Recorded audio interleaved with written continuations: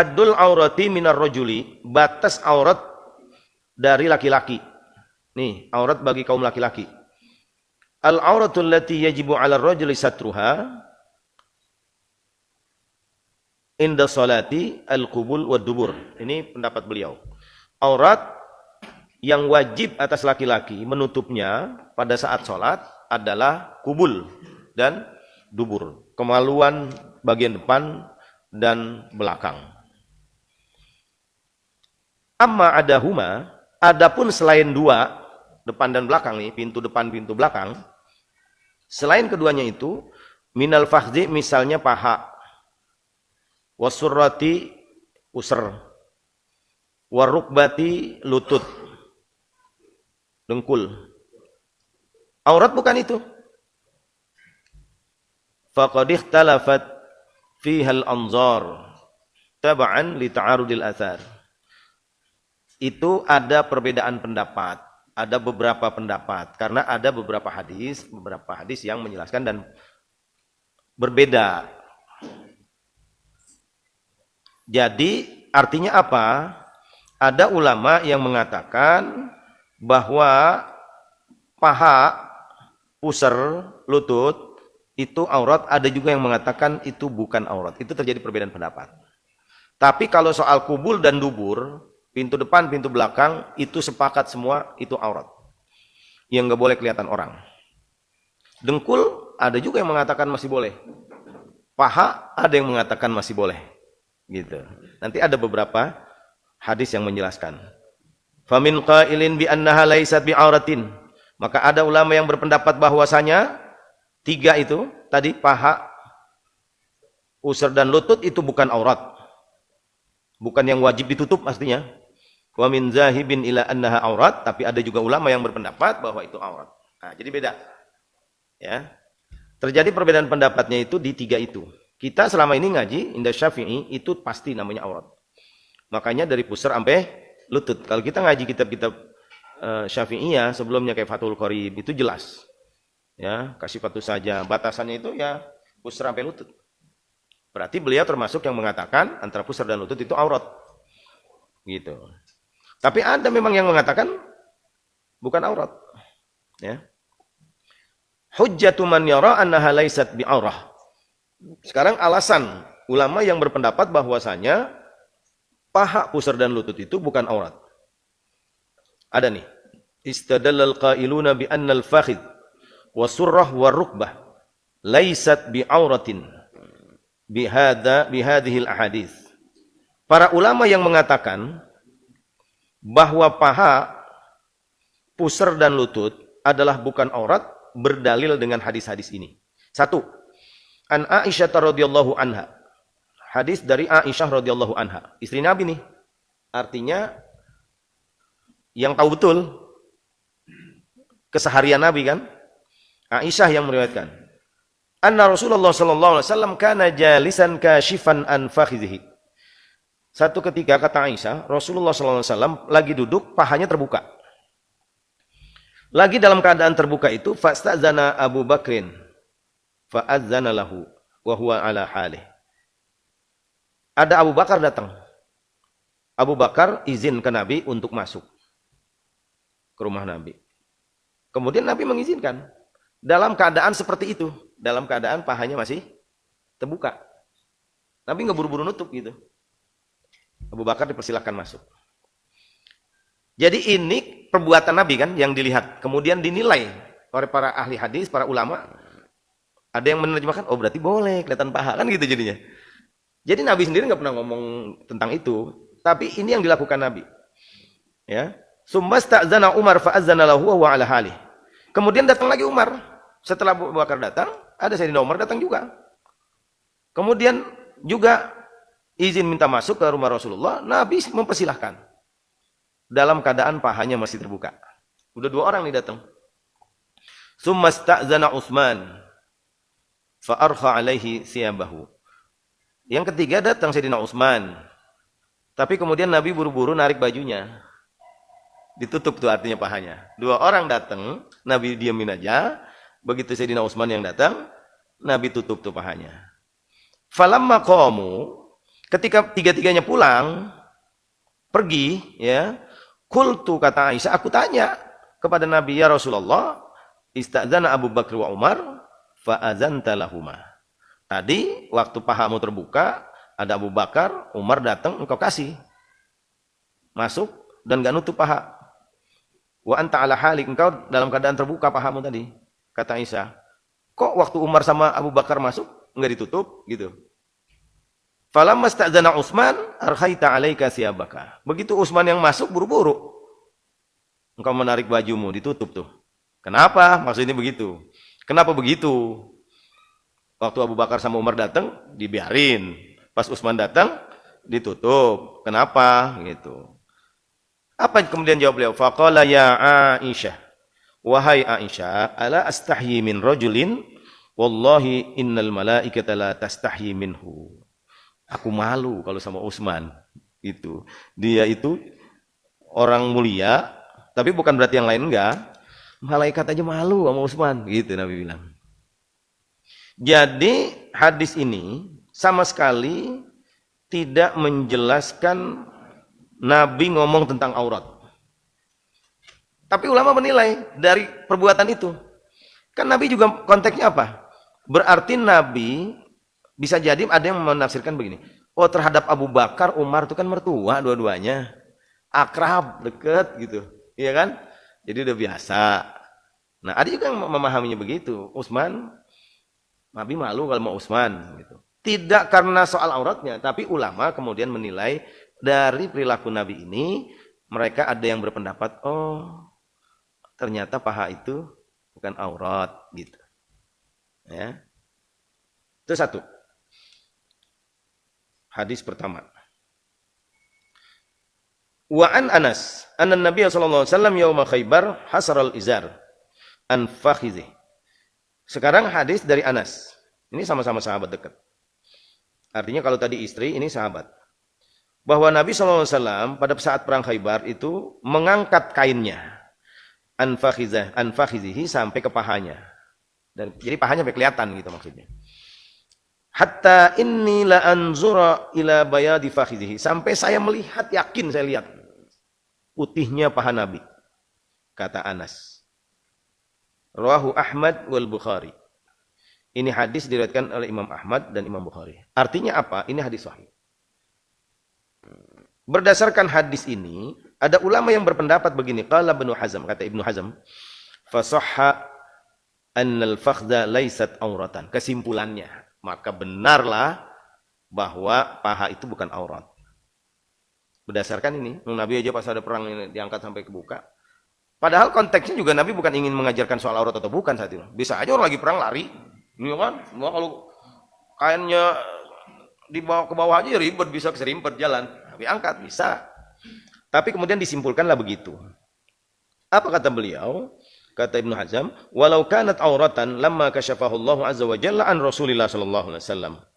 Kalau paha itu aurat, enggak mungkin Allah biarkan Nabi membuka. Enggak mungkin Allah membiarkan nabinya membuka pahanya itu. Kan Nabi itu al-mutahhar, al-maksum, orang yang disucikan oleh Allah, orang yang dipelihara dari dosa. Enggak mungkin diantepin. Gitu. Buktinya Nabi buka paha. Allah enggak negor. Gitu. Padahal Nabi itu orang suci. Al-maksum minan nas fi halin nubuwah. Ya, Nabi dijaga emang. Dilindungi. Sejak beliau membawa nubuwah, bertugas menjadi nabi war risalah, membawa risalah. Wala araha Anas bin Malik. Dan enggak mungkin Nabi membiarkan pahanya terlihat, memperlihatkan pahanya kepada Anas bin Malik. Wala ghairahu, dan kepada yang lain juga enggak mungkin. Kalau itu memang aurat. Artinya apa menurut Ibnu Hazm? Kalau itu aurat, Nabi terbuka, Allah negur. Atau Allah lindungi. Dibikin enggak kelihatan orang. Gitu. Dan Nabi juga, enggak mungkin Nabi membiarkan pahanya terbuka. Sekalipun Allah enggak negur, Nabi pasti tahu. Itu yang ada dalam kesimpulan Ibnu Hazm. Wa huwa ta'ala qad asamahu min kashfil aurah. Padahal Allah Subhanahu wa taala telah menjaga Nabi dari membuka aurat fi halis siba wa qabla nubuwah, sejak kecil, bahkan sebelum diangkat menjadi nabi. Nabi itu dari dulu maksum kan? nggak pernah buka-buka auratnya. Nah, tapi kok itu terbuka, berarti boleh. Nah, gitu kesimpulannya. Fa fi sahihaini an Jabir. Dalam kitab Sahihain, Sahih Bukhari dan Muslim dari Jabir, anna Rasulullah sallallahu alaihi wasallam kana yanqulu ma'ahumul hijarah. Nih, ada lagi riwayat lain. Bahwasanya Rasulullah sallallahu alaihi wasallam pernah ketika mengangkat batu Hajar Aswad bersama orang-orang tokoh-tokoh Quraisy pada saat itu, lil Ka'bah, di Ka'bah. Wa alaihi izaruhu, dan saat itu Nabi pakai sarung. Artinya panjang bajunya. Faqala lahu ammuhu al-Abbas. Kemudian berkatalah kepadanya pamannya Sayyidina Abbas. Lihat Nabi takut keserimpet gitu, ngangkat batu, ya kan? Kata pamannya begini, "Ya bana akhi, law halalta izaraka faja'altahu ala mankibika dunal hijarah." Wahai anak saudaraku, maksudnya keponakanku. Wahai keponakanku, kalau engkau buka itu lebih baik sarungmu gitu. Taruh dia di bawah batu, letakkan maksudnya batu di atas sarung itu. Gitu. Kemudian Anas mengatakan fahallahu wa ja'alahu ala mankibihi. Kemudian Nabi membuka sarungnya dan menaruh batunya di atas itu. Fasaqata maghsyiyan alaihi. Kemudian Nabi sampai terjatuh, tertutup sarungnya itu. Fama ru'ya ba'da dzalikal yaum uryanan. Sejak itu Nabi tidak mau lagi membuka auratnya. Ini hadis juga menjelaskan tentang peristiwa ketika Nabi mengangkat Hajar Aswad. Karena Nabi itu kan bijak. Kan saat itu sudah disepakati. Siapa nih? Jadi Hajar Aswad itu dari dulu batu mulia memang, batu yang dihormati oleh bangsa Arab saat itu. Begitu Ka'bah dipugar, batunya dipindah, mau ditaruh lagi, itu mereka musyawarah siapa yang berhak naruh nih batu. Yang berhak naruh pas di tempatnya lagi di Ka'bah. Kagak sembarangan, batu mulia. Ya, akhirnya disepakatilah siapa yang besok yang paling dulu masuk masjid dia yang berhak naruh. Ternyata Muhammad yang masuk saat itu. Akhirnya sepakatlah semuanya. Ya udah, Muhammad anak muda yang akan meletakkan batu itu. Saking bijaksananya Nabi enggak mentang-mentang udah gua yang paling, ya kan, main angkat aja, enggak. Nabi itu semua pembesar-pembesar tokoh Quraisy itu dihormati sama Nabi. Ayo kita angkat bareng-bareng. Ini pakai kain saya. Digelar tuh, gitu. Kalau di sini diriwayatkan atas saran dari pamannya Ibnu Abbas. Jadi beliau saat itu. Nah, hadis ini juga menerangkan akhirnya gara-gara buka sarungnya itu Nabi kelihatan auratnya, pahanya maksudnya. Sehingga ulama menyimpulkan berarti boleh gitu. Walaupun hadis ini bukan konteks cerita tentang aurat, tapi tentang pemindahan Hajar Aswad. Jadi begitulah cara ulama menyimpulkan hukum. Ya, ada yang memang Nabi langsung ngomong, tapi ada yang enggak. Ini perbuatan. Kemudian ulama menyimpulkan. Ada lagi hadis lain, wa an Muslim an Abil Aliyah Al-Barra qala inna Abdullah ibnu Samit daraba fakhizayya. Ini hadis riwayat Muslim. Ada orang bernama Abil Aliyah Al-Barra. Dia mengatakan Abdullah bin Samit memukul pahaku. Nepak gitu. Bahasa kita bukan mukul nabok, nepak. Nepak paha begini. Gitu. Wa qala inni sa'altu Aba Dzarrin fa daraba fakhidayya kama darabtu fakhidaka. Kemudian Abdullah bin Samit mengatakan, aku pernah waktu nanya sesuatu ke Abu Dzar Al-Ghifari, dia juga nepak pahaku, gitu cerita.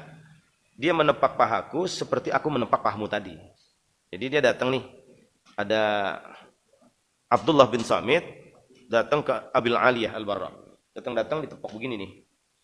Sambil nepok dia ngomong, dulu waktu saya pernah nanya sesuatu ke Abu Dzar itu sahabat, beliau juga begitu, nepak paha saya seperti saya menepak paha kamu.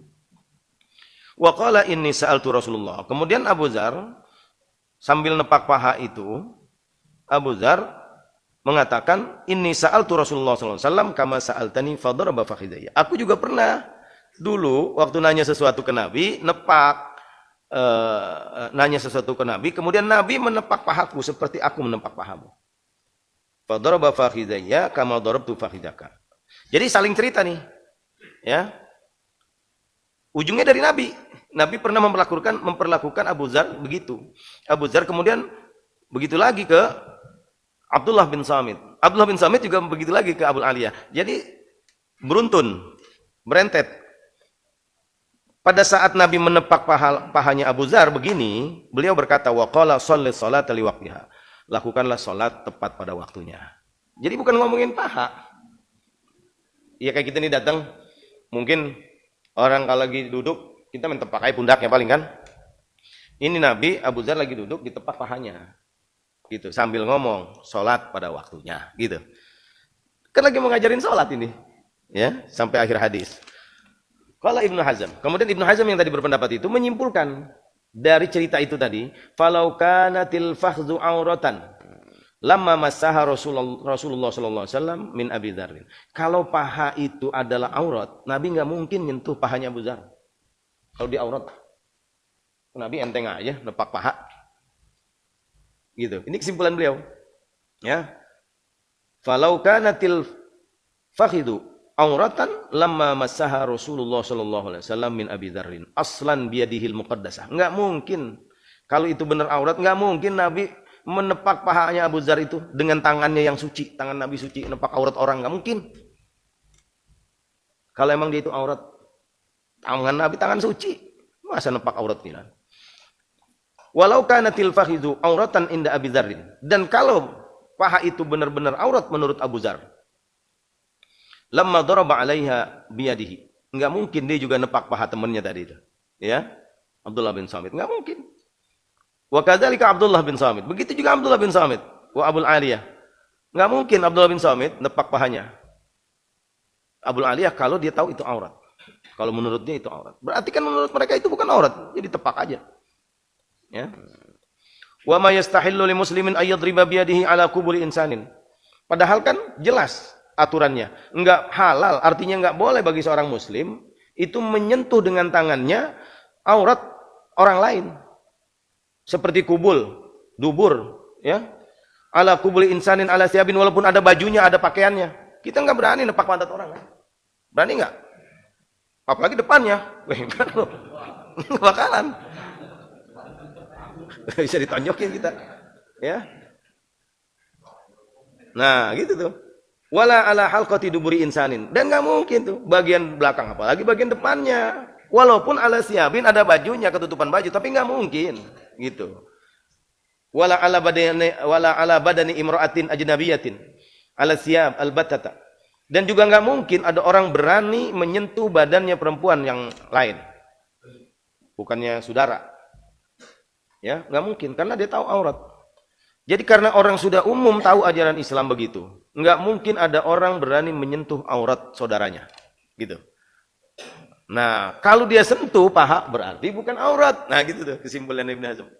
Buktinya paha mentepak aja, berarti bukan aurat. Itu cara beliau menyimpulkan. Ya, summa dzakara Ibnu Hazm bi isnadihi ila Jubair bin Ibnu al-Harits annahu nazara ila fakhidhi Abi Bakrin wa qad inkashafat. Nah, hadis keempat. Ibnu Hazm juga melihat satu hadis, ya, bahwasanya annahu nazara ila fakhidhi Abi Bakrin wa qad inkashafat. Dia melihat Jubair bin Al-Harits itu melihat pahanya Abu Bakar dalam keadaan terbuka. Wa anna Anas bin Malik ata Qas ibnu Syammas wa qad hasara ala fakhizaihi an fakhizaihi. Begitu juga Anas bin Malik itu melihat Qas bin Syammas itu dalam keadaan terbuka pahanya. Nah, ini beberapa hadis yang kemudian disimpulkan bahwa paha itu bukan aurat. Nah, kalau sekali lagi, kalau dilihat beberapa hadis ini, konteksnya memang bukan sedang mengajarkan aurat. Tapi ada beberapa peristiwa yang terjadi yang di situ ada paha yang terbuka. Dari Nabi, dari sahabat, gitu kan? Disimpulkan oleh Ibnu Hazm. Sehingga beliau menyatakan bahwa paha bukan aurat. Dengkul apalagi, pahanya aja bukan. Nanti ada hujjatu man yara annaha aurah. Alasan ulama-ulama yang berpendapat bahwasanya paha itu aurat. Nanti kita bahas selanjutnya. Ini baru yang berpendapat itu bukan aurat. Nanti ada ulama. Jadi kita bisa tahu, oh ternyata memang betul ada perbedaan pendapat. Dasarnya hadis-hadis juga, tapi hadis yang lain. Ya. Sehingga nanti disimpulkan mana pendapat yang harus kita pegang. Gitu. Gitu ya. Nanti ada beberapa hadis yang dijadikan dalil oleh para ulama yang berpendapat bahwa paha itu aurat. Kita lanjutkan nanti. Wallahu a'lam bishawab. Cukup jelas?